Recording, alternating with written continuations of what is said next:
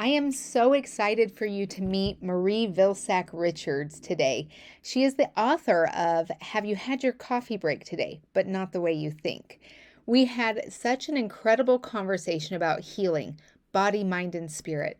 Marie shares amazing stories and a powerful testimony of how God's healing shows up in the most unexpected ways. She gives practical advice and examples.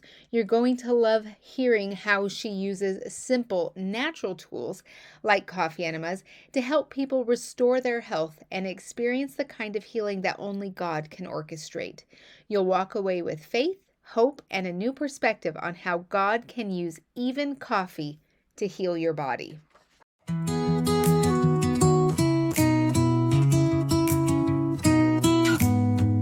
Gallbladder gone. Now what? Let's heal from the inside out. Welcome to Gallbladder Gone. Now what? The podcast for Christian women navigating life after gallbladder removal. Hosted by Jami, holistic nutritionist, wife, boy mum, grandma, and a firm believer in God's design for lasting health. Did you know that over 1.2 million Americans have their gallbladders removed every year, and that the majority of them are women? Even more eye-opening is that all gallbladder issues are digestive issues, and poor digestion is at the root of up to 80% of all disease, including hormone imbalances and weight struggles. While Jami isn't a doctor and this podcast isn't medical advice, she shares real solutions rooted in research, experience, and God's Word. Let's get practical, biblical, and real, one step at a time. Welcome back to Gallbladder Gone, Now What? But this is an episode for those with a gallbladder who may be on the verge of losing it too. But for those of us who don't have a gallbladder, it's for everybody. So Marie Vilsak Richards is a medical herbalist and has been advising people for over 40 years for their healthcare needs. She recommends herbal and natural supplements to heal their health problems. A major focus of her program is the detoxification of the liver and restoration to its full function using herbal remedies and coffee enemas. Her herbal background began with her grandmother, who was an herbalist. As she got older, Marie added to her knowledge of herbs through many years of study, plus seeking out senior herbalists to glean more information on herbal healing not found in books. This has given Marie a vast knowledge of herbs and how they work in the body to affect healing. Let's begin. Hello, Marie, and thank you for joining me today. I'm super excited for this conversation. I am too. Thank you. Yes. So I'm going to tell the audience a little bit about my story, but I absolutely love the title of your book that is called Have You Had a Coffee Break Today, but Not the Way You Think. So when I was at my sickest and I was just being told I was in my head and my gastroenterologist told me to take some Pepto and I had all these infections going on. Anyway, I came across your book. And it was like probably the second or third thing I'd heard about coffee enemas. And I was like, but this one really resonated with me. So I read your book and I decided to try it and I was embarrassed. There was a lot of kind of ew and shame and guilt, but I was ready to try anything. And after reading your book, I was like, okay, I can do this. I can do this. So I waited till my husband was gone and my kids were gone and I tried my first enema and it was a little awkward, but I decided that I was going to give it a month, of doing these every day. And anyway, about 2 weeks in, it absolutely changed my life.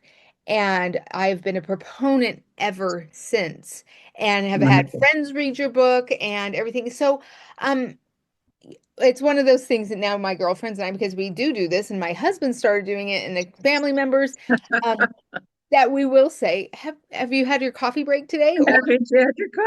Or we'll be like, are you going to come over to? Yeah, but I'm in the middle of a coffee break. Can I, I'll be 10 minutes or, whatever. And so most people, you have to know when they're starting this process, there's this embarrassment and this kind of like, ew, grossed out.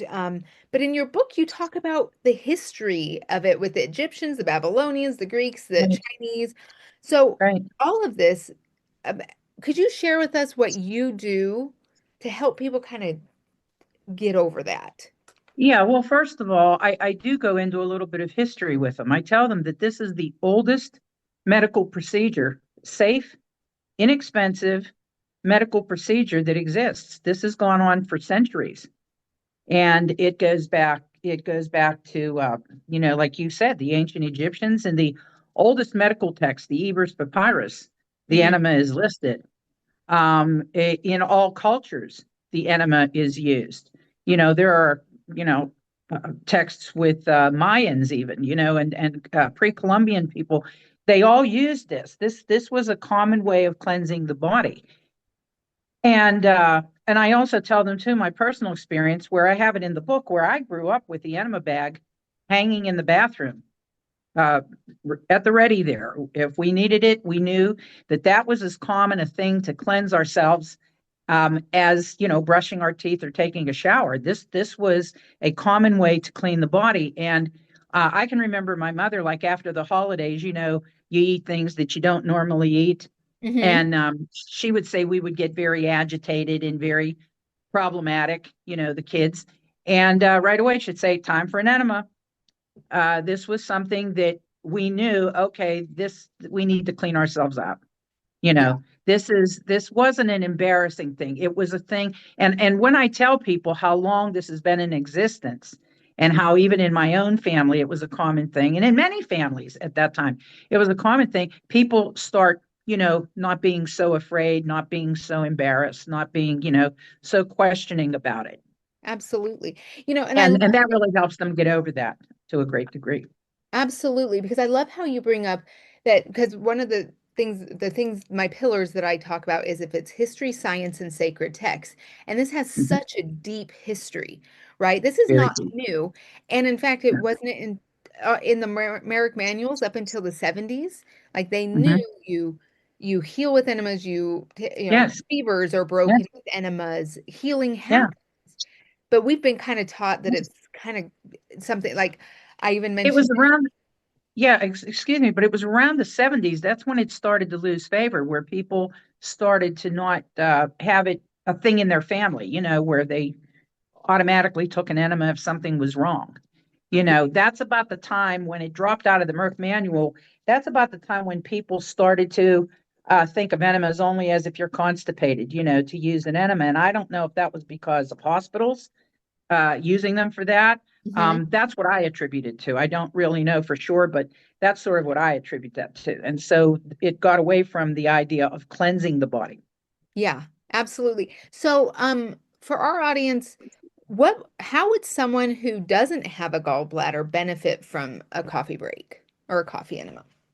Okay, well, here's the thing: the gallbladder sits underneath the liver. It's attached to the liver by a common bile duct. The gallbladder and liver should work in harmony with each other for our digestion. Okay, Hmm. and if the gallbladder, the liver produces all the bile and then shoots it off to the gallbladder to be stored where it's concentrated, and it's made into like a detergenty kind of product. And Okay. then that product, when you eat fats, the gallbladder should release it and it emulsifies the fat so that we have good digestion. We can process the fat without getting sick, without having stomach aches or bloating or cramping or nausea or vomiting. These are some of the things that occur when people aren't their gallbladder's not working properly. Okay.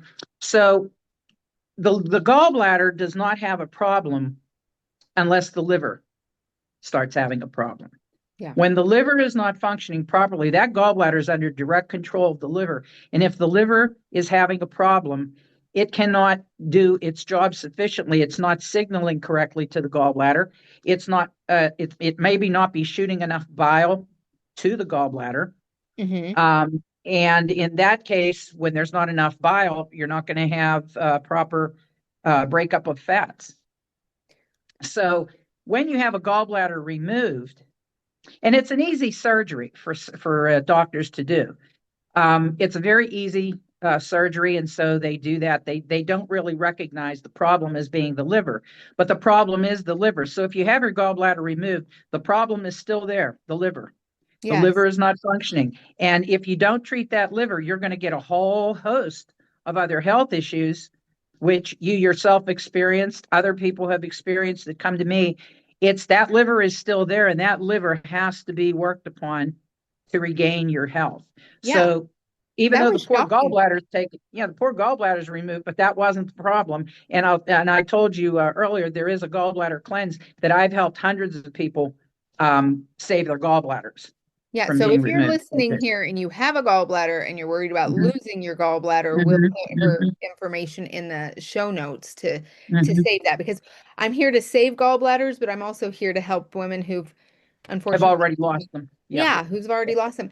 And so you yeah, talk in your book about coffee enemas are yes, given for three major reasons, which is to detoxify, to stop correct. pain, and to stop nervousness. And Yes, which so, that surprises a lot of people. yes. Yes. Mhm. And I didn't realize for probably a couple years of doing coffee enemas that like when I would start to experience anxiety, my mind would automatically go to go have a coffee enema. And I was like, that's strange, but it relaxed me so much. Yes, And yes. so yes, I was doing it to detoxify and pain, like when I was, because you have all those toxins running around, right? So Mhm, yes. tell me what your thoughts are on those three reasons why and how coffee enemas help with that. I mean, we touched a little bit on detoxification, but Yeah, all enemas in herbalism, there are many kinds of herbal enemas, okay, and they all detoxify. But the coffee enema is the only one that really hits directly the liver and detoxifies, stops pain, and stops nervousness. And I'll explain why. The coffee enema is going to directly stimulate the liver into better function. So every time you do the coffee enema, you're not only getting rid of the poisons that the liver has accumulated so far, but you're also stimulating it into better function. So, for instance, I will recommend the herbs for somebody to take for their liver, okay? And I explain to them the liver herb and the enema are both bringing the liver back into function. mm-hmm. Okay. And if you have your gallbladder yet, it's doing that for that too. But if you don't have a gallbladder, there are ways you're still going to have to work on that liver if you want to get healthy. Yes. And so the coffee enema is key. Now, um, yeah, it detoxifies, but the pain aspect is very amazing. And the anxiety. Now, you mentioned that you would have anxiety Mm-hmm. and you would reach for the enema. Well, there's a very good reason for that. When the liver is sluggish or congested or has damage in it, some of the emotions which will show up are lingering emotions or intense emotions like anger, anxiety, depression. Mm-hmm. And you can go back in history in herbalism, and herbalists always look at the liver gallbladder function as causing these emotions. When these two organs are out of balance, those emotions will show up. And it's amazing how when you stimulate the liver with the coffee enema, that anxiety immediately leaves. Yes. You immediately get calm. You release that because you've released the sluggishness, the poison that's in the liver. The liver is able to function better. As soon Yeah. as you take the coffee enema, the liver starts functioning more the way it should. It's still not where it should be. You've got months to get better, but you're functioning better. So every time you have those kind of emotions, you take a coffee enema. I know people will think that's very odd until they experience it. Yeah. You know, Absolutely. I've had people with intense anger, and they'll say, I wanted to punch a wall. And they go and take an enema and they'll go, oh my God, I just calmed down. Yeah. I just calmed down. You It's know, it's it's real. very It's amazing. very real. Yes. And Yes. kind of in that direction, I love that coffee enema. So I kind of want to talk about there. We have this pharmaceutical and medical therapies, and they can be expensive and unsafe. And I Mhm. love that. So when I'm teaching my courses, and I have these courses, I pack them full because I don't believe that health should be unattainable for anyone but the rich, right? And so one of the things I Right, love about exactly. coffee enemas is their efficacy, first of all, but they're like they work, but they're not that expensive. They're inexpensive. It's So what not do you, expensive, even if you're buying the best organic coffee, they're not expensive. yeah. Your coffee is, and that's going to be your biggest expense, your coffee and your water. Your bag's going to last if you clean it properly, which I go into detail in the book about. If you clean you're going to have it at least a year, Yeah. about a year, 6 months to a year, depending on how often you're using it. But the bag's not that expensive, so yeah, it's a very, very inexpensive uh, And I healing think, procedure. and it's safe. And that's the thing that I don't think Exactly. people understand. It sounds weird because they're thinking, I think a lot of people are thinking coffee is in like Starbucks. And we're like, no, we want a good quality organic coffee. I Right. use S.A. Wilson's Hmm. and I kind of go back and forth between what I have but it really, it's different. It doesn't, talk to me a little bit about the caffeine because people are worried, oh, I'm sensitive to caffeine and why that's not maybe. Yeah, no, that the third point about it, stopping nervousness, that's usually surprising people when people have a problem with drinking coffee. And I'll say to them, no, when you take it through the rectum, it's not affecting the nervous system the way it does when you take it, you're drinking it. Hmm. It's bypassing that whole nervous system process. When you take it rectally, it's not going to aggravate the nervous system. And in fact, what it does is it calms you. And this isn't a new thing. There's a form of herbalism called homeopathy, and one of the remedies is coffee, which is used to stop nervousness even in children, even in Hmm. babies. It's known to do that. And yeah, so people that cannot drink coffee, yes, you can take coffee enemas, and it will actually help you calm down. It will Yeah. not cause you to be nervous, Because you know. And I was a and little in nervous. fact, go ahead. Oh, I'm sorry. I was a little bit nervous about that because I was so sensitive to, well, I was sensitive to everything, Mhm, but super mhm, sensitive to caffeine and realizing, oh, when I did a coffee break, I was chill. mhm. You know. Exactly, exactly. And you also have a lot of energy, Hmm. which I always tell people, you know, when you first start, you may have to do them later in the day. I don't recommend them to do them later in the evening because you'll be up all night. And Hmm. it's not because of the caffeine, it's because your liver, which is in charge of giving you energy, most of your energy comes from your liver. Um, it's going to be stimulated into better function. Yeah. So but there are times when you have a healing crisis, and we'll talk about that later, where you do have to take it later. And so I just tell people, well, if you have to take it later in the evening and you're up, do something productive. Yeah. Right. And Yes, I like to think about it like it feels like a clean energy, whereas when I have caffeine and yes. sugars, it's kind of a dirty energy. It's more like, oh, I can Edgy, feel this edgy. hot. Yeah, Yeah, edgy. it's And so edgy. this one is like, oh, I feel good, I feel clean, I feel light. Um, and so we kind of talked a And little, go ahead. I just wanted to say, I like the feeling too after a coffee. It's hard for people to understand this till they do it. You feel clean inside. Mm-hmm. There's a 100%. feeling of cleanliness inside that you can't get from anything else. Yeah. It's inside your entire body. You feel the cleanliness. Yes. Yes. It's a And wonderful even feeling. in your mind, right? Like Yeah. everything just Yeah. settles. Yeah, it's Mhm, beautiful. So mhm. we talked a little bit about enemas. Enemas really aren't used for constipation. This is what you said. Enemas are not used for constipation, although they will relieve it. Right. So I feel like that's really what people think it's for. And Right. we're talking about like, well, no, we need to fix digestion. If you have constipation, we need to fix it. We can't, I mean, yes, it relieves the constipation, but talk to me about that.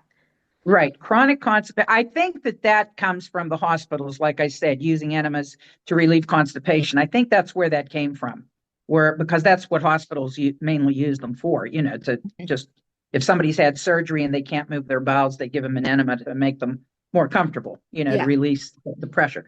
But no, when you coffee enemas, where was the trap? What were we on? What did you ask me about that? We were talking about they're not really used for constipation, although Yes. they relieve it.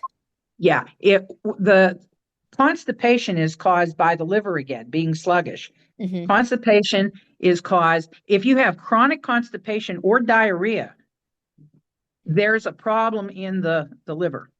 And if you have a gallbladder, you have the liver gallbladder. Okay. Hmm. And so the answer to that is working on the liver, and that will straighten out. Now, sometimes if it's severe, I'll give a particular herb along with the liver herbs. I will give something for the colon, but Hmm. that's only temporary until the liver kicks in and starts developing regular bowel movements because it's functioning better. So, yeah, constipation is not a problem of its own. And today we have so many problems like Crohn's disease, colitis, ulcerative colitis, bleeding colitis. There is just so much in Yeah. the colon, and it goes back to the liver. There's no doubt. And that's what I have found now going to school for holistic nutrition and then taking my herbal classes and my Ayurvedic classes is that really it comes back to digestion and then Mhm. digestion back to the liver. I mean, like it just Right. it's always one those things combined and then it kind of splinters out from there. So if someone's having struggles with hormones, we can go back to Right. digestion and liver. If someone's having Right. a problem with insomnia, we go back to digestion and liver, right? Yeah, it's not been that long ago that they started recognizing in research. I mean, that they started recognizing that the liver has a very important action in removing excess hormones. Mm-hmm. Which, if you have excess hormones in the body, there's a lot of problems that can occur. Yeah. Everything from excessive depression or anger to infertility in women. So yeah, there's a lot to the hormones being the excess hormones being removed by the liver. It's very important to keep the liver. I always say I don't know who named it liver, but that's exactly what it does. It Hmm. keeps you alive. Yeah, You know, it it's the does. perfect name for it. It is a perfect name. And Yeah. so when we're taking these coffee breaks, these coffee enemas, sometimes it can be feel a bit intense, but it's actually a really gentle therapy, right? Considered a gentle therapy. Yes. Am I correct? Yes. Yes. It is a gentle therapy, but when you're taking it, and especially at the beginning of a program, uh, there's one exception to what I'm going to say, but at the beginning of a program, those crises symptoms, which can be cramping, having to release the enema, Mm-hmm. um, that'll be more intense at the beginning because you're just starting to loosen toxins from the liver and all over the body, depending on what's wrong with you. I mean, I can have people on 5 or 6 different herbs for different areas of the body at one time. And so that when that crisis occurs, if you do the enema, then you get the relief and you keep healing. Okay. Yes. Now, there are times like I'll explain to people, there are times when, the regular amount of time, this is important to mention here, I think. A coffee enema is what is known as a retention enema.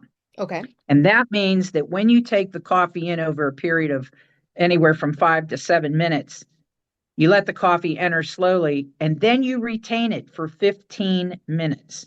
And a lot of people, when I get to that point, they just like blank over. They think, my God, I'm not going to be able to do that.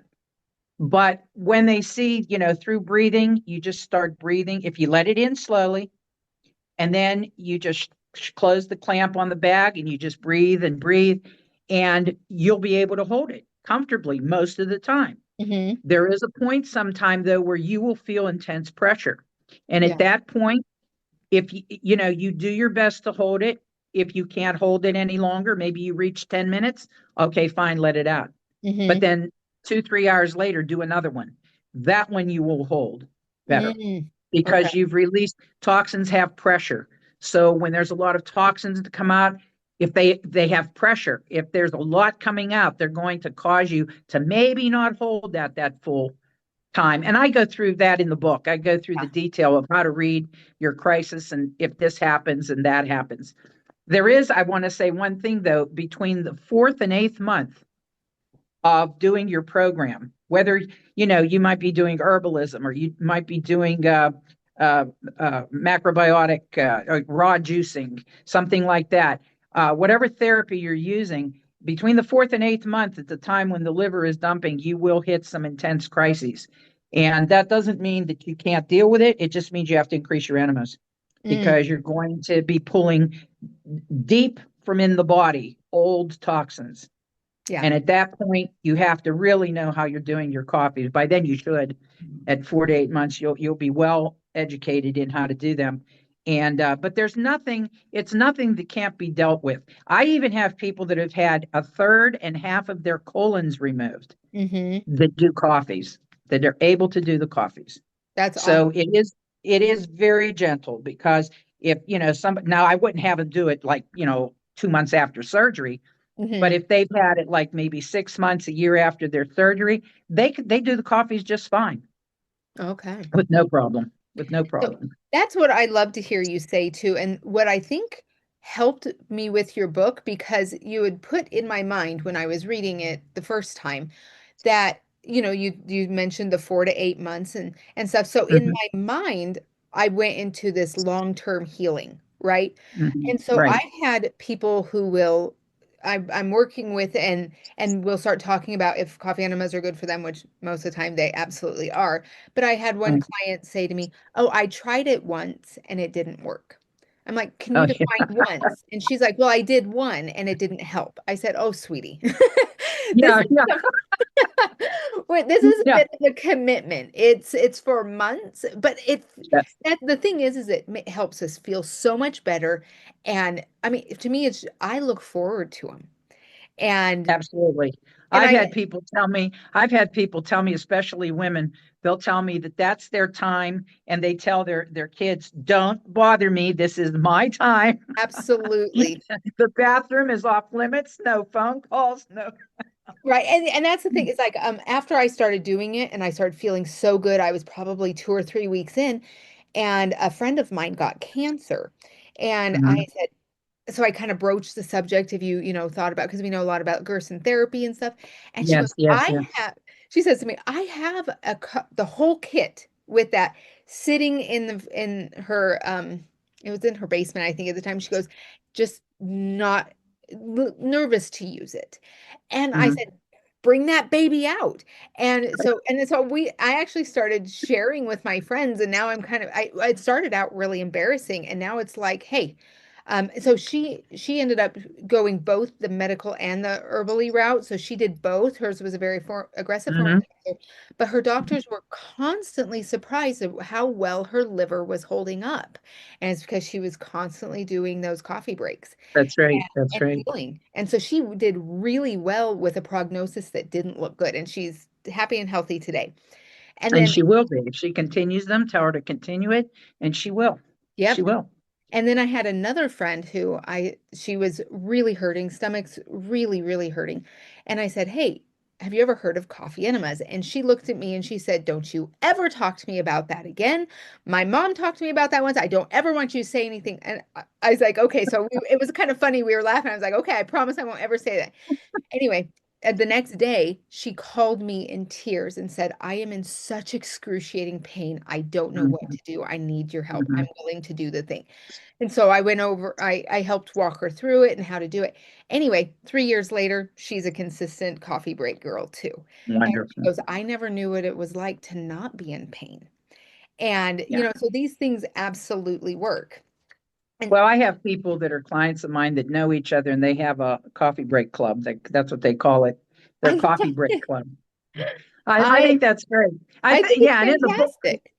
yeah, a coffee break club, and the way that came about, I say it in the book about I had clients who would call me from work, and they would want to know how many coffees a day to do. They were Hmm. having problems. They were in a crisis, and they were like embarrassed. They didn't want people to overhear. And I'd say, just call it a coffee break when you're talking to me. Yeah. And that's how that got started. Was they would say, "Well, I had one coffee break today, but should I do another coffee break?" Yeah. And that's how that all got started. So yeah, but I have people that have coffee break clubs. So I think I love that's that. Yeah, even I have adult children, and every once in a while, someone will call and they'll be like, "Oh, mom's doing her break or on a break." And so they'll be yeah, like, "Oh, okay." They just think she's on a break, but yeah, he knows what's going on. Yeah.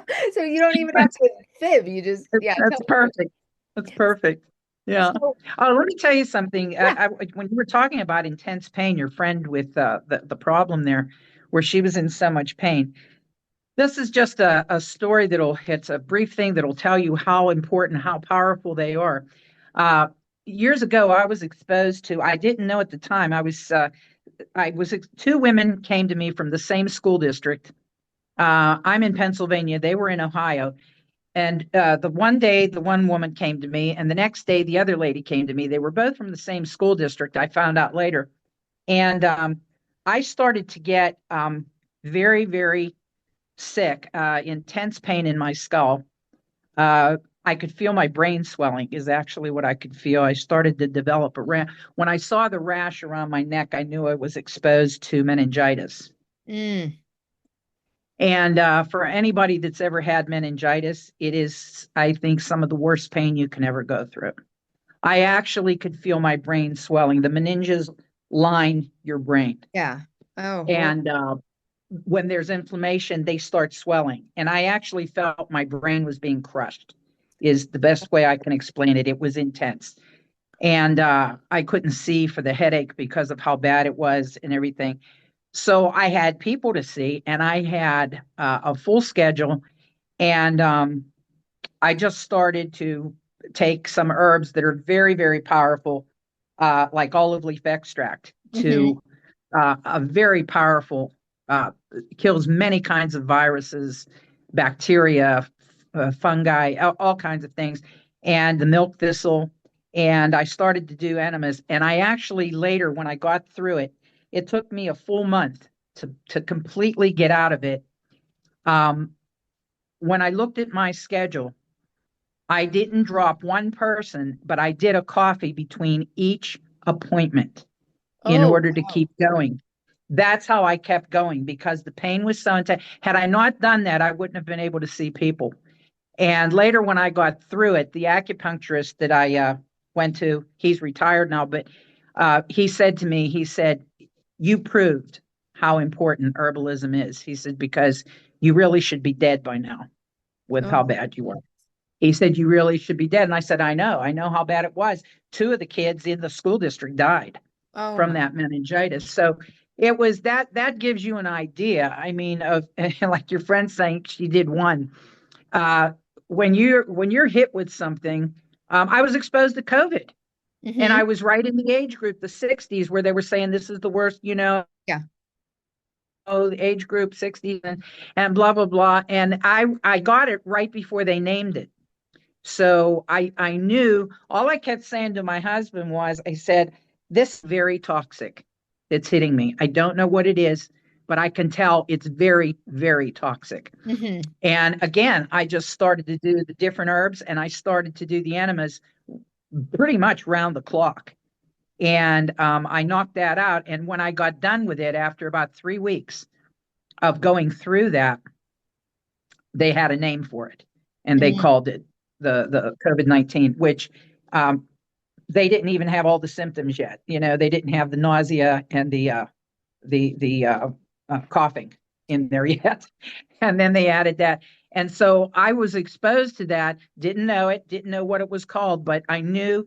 You start reading your body. I'm sure you're there now. Mm-hmm. You can read your body when something's hitting it. You know when something is hitting your body once you have begun cleaning your body, and you see how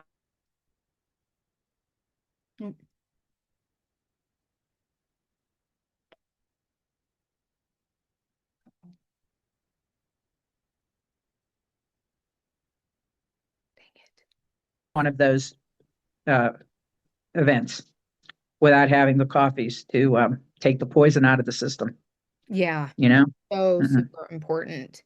Yeah. So I just wanted to mention those two things. I love that. 'Cause, Thank you so much. yeah, And I love too that we don't always have to have a name for the sickness. You don't have to know if it's a flu, if it's a cold, if it's a hormone thing. If it you do the thing, you can do the coffee breaks, and it starts to balance the body. So, committing to 30 days, that was a brilliant thing. I believe God led you and guided you to do that, because that was a wonderful thing. yeah, Because when you commit, you committed 30 days, and you said in 2 weeks you saw the difference. And that's what people have to do when you're doing anything. yeah, Even taking supplements, I always tell people you have to take it at least 2 months to see uh, the real effect of it. Well, you that's the know? difference between allopathic and herbal medicine, right? Yes. Herbal medicine does work so much on the systemic stuff that's going on. So it works a little bit deeper, works a little bit slower, Yeah. but Yeah. it's the consistency that matters. Wow, what an incredible start to this conversation with Marie, who is the author of the book, Have You Had Your Coffee Break Today? I absolutely love how she helped take the embarrassment out of talking about enemas and brought back the fascinating history of how cultures from Egypt to Greece to the Mayans and Hindus use them as powerful healing tools. We have covered so much about how coffee enemas help support, reduce pain and nervousness, and even help those of us without a gallbladder to improve our digestion and liver function. I absolutely appreciated her insights on how this therapy compares to modern pharmaceuticals and when it comes to cost and safety, and how that's often misunderstood and it can actually be a gentle and effective form of healing. So, how cool is this? So, don't stop here because part 2 gets even better. Marie dives into nearly 30 years of experience as a medical herbalist and explains how toxins truly affect the liver and what that means for gallbladder disease, fatigue, hormones, and even our emotional well being. We'll talk about how substances like alcohol, birth control pills, antidepressants, and steroids can damage the liver, and what coffee enemas can do to help them restore balance and healing. We'll also explore how the liver connects to anger, frustration, and depression through both science and ancient wisdom. So, if you're ready to go deeper into healing, liver health, and restoring your energy, you won't want to miss it. So, I'll link Marie's book in the show notes. And for those who want a step by step guidance, I have the complete protocol and video instructions inside my program. So, if you're ready, click the link. Join the program. You can do one-on-ones, you can do a DIY, but I'm here to walk you through all of it to help you get the help that you need. So make sure to listen to part 2. It's packed with even more insight, hope, and healing. And until then, happy digesting. If this episode encouraged you or offered practical insight, be sure to subscribe so you don't miss what's coming next. Leaving a review, subscribing, and sharing with even one friend helps more people discover this message, and Jami is truly grateful for your support. Be sure to check the show notes for free downloads, helpful resources, and a link to join Jami's private Facebook group for extra support and community that blends practical health with biblical truth. Just a reminder, Jami isn't a doctor, so always consult your healthcare provider before making changes to your health plan.